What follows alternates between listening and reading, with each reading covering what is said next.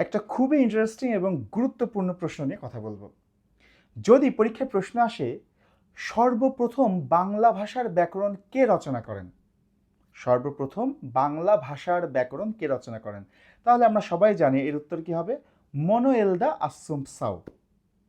কিন্তু এই প্রশ্নটি যদি এইভাবে আসে, বাংলা ভাষায় প্রথম ব্যাকরণ কে রচনা করেন? বাংলা ভাষায় প্রথম ব্যাকরণ কে রচনা করেন? তাহলে কিন্তু উত্তরটা হবে রাজা রামমোহন রায়। খেয়াল করে দেখেন, দুইটা একই প্রশ্ন, একটি মাত্র বর্ণের ফারাক। যখন বলবো বাংলা ভাষার প্রথম ব্যাকরণ কে রচনা করেন, বাংলা ভাষার ভাষার র বলবো, তখন উত্তরটি হবে মনোয়েল দা আসুমসাও।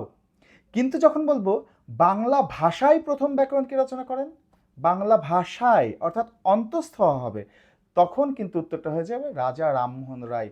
যদি এই প্রশ্ন পরীক্ষা আসে তাহলে খুব ভালো করে দেখে শুনে সতর্কতার সাথে কিন্তু এই প্রশ্নটির উত্তর দিবেন।